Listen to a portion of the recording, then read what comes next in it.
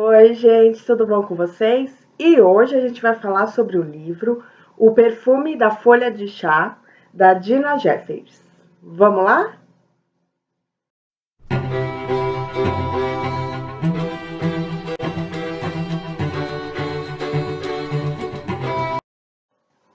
Já tinha um tempinho que eu não gravava vídeo sobre livros, né? Eu tenho mais postado só nas minhas outras redes sociais, porque para gravar dá um pouquinho de trabalho. Mas eu terminei esse livro ontem e eu gostei muito dele. Ele se tornou o meu 11º favorito de 2022, dos 54 que eu já li esse ano. E eu achei que valia a pena falar sobre ele, né? O Perfume da Folha de Chá, com essa capa lindíssima da Dina Jeffers. Foi publicado em 2017 pela editora Paralela. Eu tinha ele na minha lista de desejados desde 2018, né? Eu comprei no início desse ano e o li agora. E eu não tinha catado nenhum spoiler dele. Quando eu comecei a ler, uma amiga minha disse que o final era tenso, então eu já fiquei preparada para o pior. Mas esse livro me surpreendeu bastante, né? É o segundo romance da autora, né? Ela nasceu na Malásia, atualmente ela mora na Inglaterra.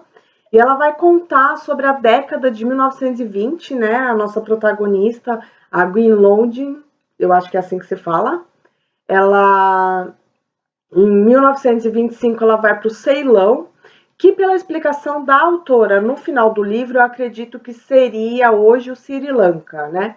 Então, o livro, o prefácio é sobre uma mulher que está indo embora com o filho, a gente não entende bem, e aí logo em seguida se passam 12 anos, né, até 1925, com a Gwen indo para o Ceilão. Ela se casou com o Lawrence, né, naquela época existia aí um firmamento entre as famílias, ela se casa e vai morar na fazenda, né, vai de navio até a fazenda, o Ceilão, né, que o marido dela, o Lawrence, ele é um grande fabricante de chá, né? Por isso o título do livro, né? Que é basicamente a história se passa toda na fazenda e aí a gente vai conhecendo um pouco.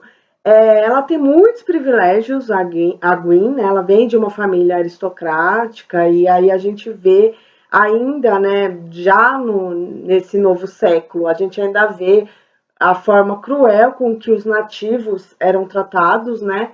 Então ela tem alguns embates com o MC Gregor quando ela chega, que seria um capataz, um gerente, vamos colocar assim, da fazenda, né? Que o Lawrence tem total confiança, e ela vai conhecendo ali como é a rotina, como é a vida dos trabalhadores, mas sempre o Lawrence deixando muito claro que ela tem que se manter afastada, né?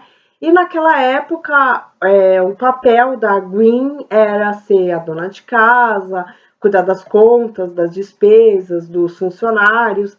Então a gente vai tendo aí um início de história. A gente vê logo de começo que ela é apaixonada pelo Lawrence, não foi um casamento só de costumes, ela realmente o ama. E ali ela vai conhecendo o que ela não conhece bem. E eu acredito que se eu pudesse colocar esse livro, ele seria além de um romance de época, que eu não estou acostumada a ler, mas que esse eu gostei bastante.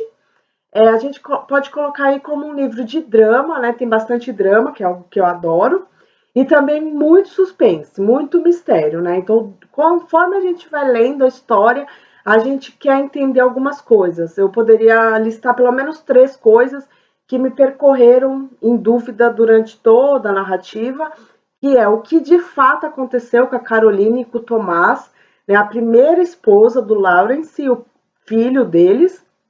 A gente não entende exatamente. Eu sempre ficava ali com uma pulguinha atrás da orelha, o que de fato tinha acontecido.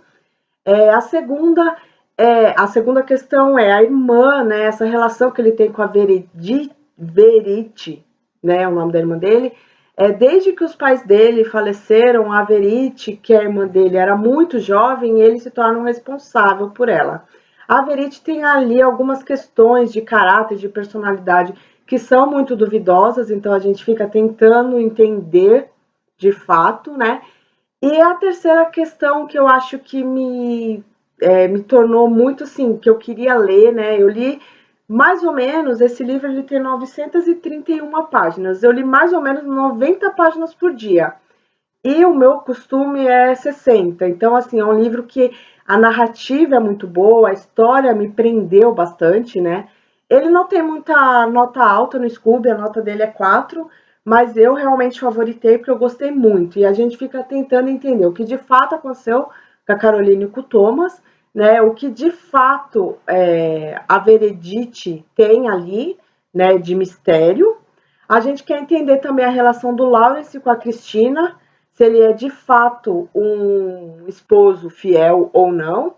E principalmente a gente quer entender, né, o que aconteceu com a Gwen. Por quê? Porque a história principal é quando ela é engravida e aparentemente o médico diz que seriam gêmeos. E quando os gêmeos nascem, o Hug e a Lione é uma criança de pele escura. E ali ela se vê num dilema muito grande, que eu não posso trazer spoilers, mas esse eu acredito que seja o ponto crucial do livro, que traz muito sofrimento, muita angústia, muita dúvida, muitos questionamentos, né? Eu fiquei muito compadecida ali com todo o sofrimento da Gwen, mas em momentos também tive bastante raiva mesmo, embora entendesse seus motivos, mas a gente quer saber, né? E a gente quer entender tudo o que está se passando, que é realmente um enredo de bastante mistério. E aí, no decorrer da história, as coisas vão se revelando mais para o final, então consegue manter o suspense durante todo o livro. O final não é exatamente o que eu esperava, mas não que seja ruim, né? Eu acredito que me surpreendeu, então acredito que seja algo bom, embora eu tenha me sentido mal, assim, né, com a história, porque realmente tem muitos segredos ali que envolvem a família. A Navena, que é a governanta, ela tem um papel muito importante é, de realmente acolher a Gwen e de estar com ela, que eu acho que foi uma personagem que me cativou bastante, embora a gente tenha outras questões que também são importantes serem ditas, né? A forma como os trabalhadores eram tratados, né? Então a gente tem bastante da rotina, a gente conhece bastante sobre a plantação, sobre a fábrica, sobre como o chá realmente é feito. A gente tem questões econômicas da época, né? A bolsa de valores, a gente tem até citação ao Hitler já na década de 30, né, 34, porque o livro realmente ele vai contando a história no decorrer dos anos. Então eu gostei bastante, assim, eu fiquei bastante impressionada com a escrita da autora. Eu gostaria, né, que todo mundo lesse, então é por isso que eu resolvi indicá-lo, tá bom? Beijo, até a próxima e tchau.